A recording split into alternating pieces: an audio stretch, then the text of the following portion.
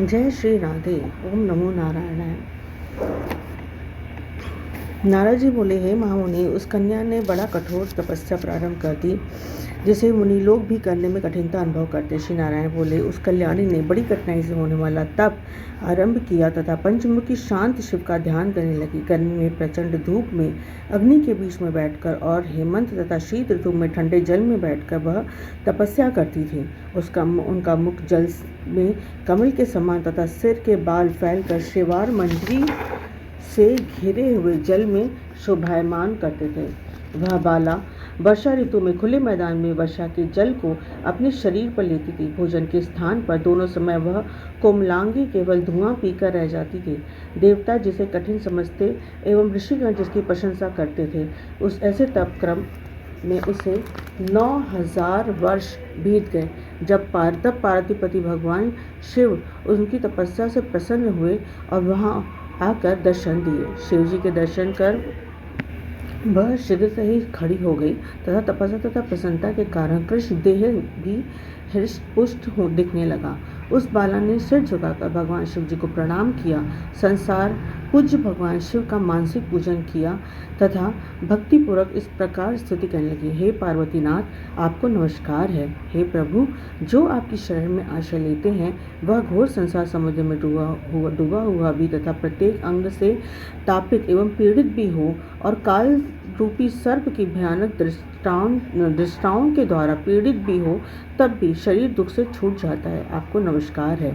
इस प्रकार मन और वाणी से उस तपस्विनी ने महादेव जी की प्रार्थना की। उनकी प्रार्थना को सुनकर तथा उग्र तप से प्रसन्न हुए भगवान शिव जी बोले, हे भद्रे तपस्विनी, तुम दुखी मत हो। जो भी तुम्हारी मनोकामना हो वो हमसे मांग लो। मैं तुमसे बहुत प्रसन्न हूँ। हे राजन, इसको सुनकर वह कुमारी आनंद में डूब गई और सदा शिव से बोली, हे दीनानाथ, आप अगर प्रसन्न हैं तो मुझे पति दें। मुझे पति मिले और मुझे पति दीजिए। मुझे पति की कामना है, पति दीजिए। तब उस बाला से शिव जी बोले, हे मुनि कन्या, तुमने मेरे सामने अपने मुख से 5 बार पति शब्द कहा है, इसलिए तेरे 5 पति होंगे और वे शूरवीर, धर्मों के ज्ञाता, साधु एवं सन्यासियों के समान रहने वाले, सत्यवादी, पराक्रमी, यज्ञकर्ता, गुणों के कारण प्रसिद्ध, इंद्रियों को वश में रखने वाले राजा होंगे। श्री कृष्ण बोले, श्री शिव जी की यह अप्रिय वचन सुनकर वह बाला झुककर कातर स्वर में बोली, हे सदाशिव गिरिजाकांत, संसार में इस प्रकार मेरा उपहास न कराइए, क्योंकि प्रत्येक स्त्री का एक ही पति होता है। 5 पतियों वाली एक स्त्री कहीं न तो देखी न सुनी। हे कृपा निधान, आपके सामने इस प्रकार कहना योग्य तो नहीं, इसे क्षमा चाहती हूँ। हे प्रभु, मैं आपकी शरण में हूँ। इसे सुनकर भगवान शंकर कहने लगे, हे भीरू, तुम डरो नहीं। आगे के जन्म में तपस्या के बल से तू माँ के गर्भ द्वारा उत्पन्न नहीं होगी।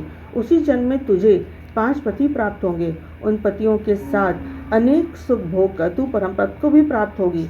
शिव जी ने आगे कहा, हे पुत्री, पुरुषोत्तम मास भगवान का प्यारा महीना है।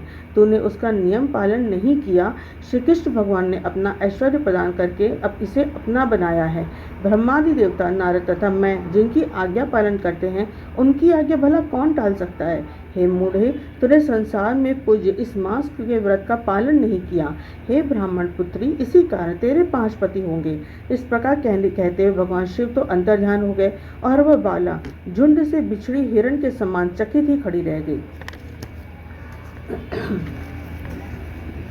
श्रीमन्नारायण नारायण हरि हरि, भजमन नारायण नारायण हरि हरि, श्रीमन नारायण नारायण हरि हरि। ओम नमो भगवते वासुदेवाय। ओम नमो भगवते वासुदेवाय। जय श्री राधे।